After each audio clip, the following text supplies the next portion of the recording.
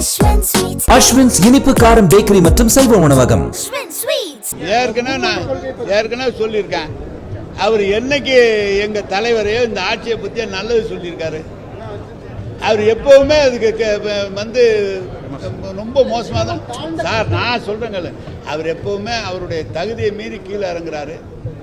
இதை வந்து அது அவருக்கும் அழகில்லை.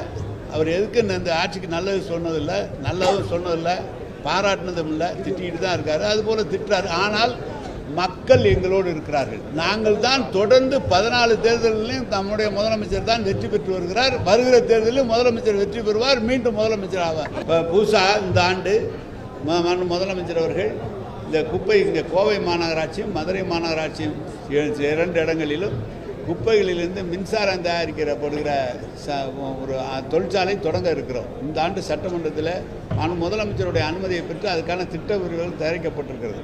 கோவையில் மட்டும் இல்லை, அருகில் இருக்கிற குப்பையெல்லாம் கொண்டு வந்து கொட்டுகிற பணி இருக்குது. எனவே இந்த பிரச்சனை விரைவில் முடிக்கப்படும். ஏற்கனவே தலைவர்களுக்கெல்லாம் தெளிவாக சொல்லப்பட்டிருக்கிறது. ட்ரோன் சர்வே என்பதை முதலமைச்சர் அவர்கள் நிறுத்த சொல்லிவிட்டார்கள். இந்த சொத்து வரி அபராத வரி என்று சொல்வது காரணம் என்னவென்றால், குறிப்பிட்ட காலத்திற்கு முன்பாக செலுத்திவிட்டால் அதுக்கு ஒரு சதவீதம் கூடுதல் குறைத்துக் கொள்கிறோம். சொத்து வரியிலிருந்து குறைத்துக் கொள்கிறோம். குறிப்பிட்ட காலத்திற்குள் பிறகு கட்டினால் அதுக்காக அபராதம் விதித்து வந்தது. இப்போது முதலமைச்சர் அதெல்லாம் நிறுத்த சொல்லிவிட்டார். எந்த இடத்துல நிறுத்த வந்து அந்த வரி மட்டும்தான் வசூல் செய்வோம்.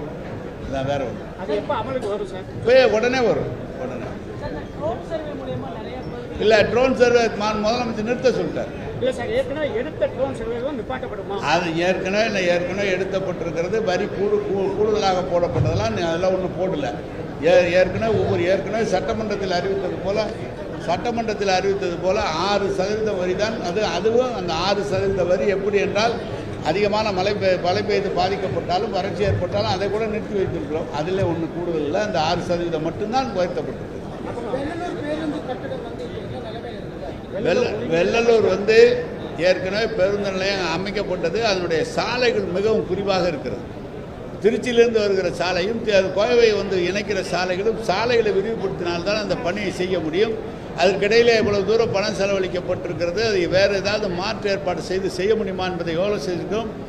பொறுப்பு அமைச்சரோடு பேசி அதை என்ன செய்யலாம் என்று கருதி உடனடியாக செய்வதற்கு ஏற்பாடு. இல்லை, அவர் பொறுப்பு அமைச்சரோடு பேசி அதை எப்படி சாலைகள் விரிவுபடுத்தக்கூடிய பணம் ஒதுக்கப்படும். சாலைகளை விரிவுபடுத்த பணம் ஒதுக்கினால் உடனடியாக பேருந்து நிலையமே கொண்டு வரலாம். அது இல்லாமல் இங்கே எல்லாம் கோவையில் இருக்கிற பாராளுமன்ற உறுப்பினர் மற்றவர்கள்லாம் சொன்ன இன்னொரு புறநகர் பேருந்து நிலையம் அமைத்து தர வேண்டும் என்று கேட்டிருக்கிறார். அதுக்கு இடம் தேர்வு செய்யப்பட்டால் அதையும் பார்ப்போம். செய்திகளை உடனுக்குடனும் துல்லியமாகவும் தெரிந்து கொள்ள சப்ஸ்கிரைப் பண்ணுங்க.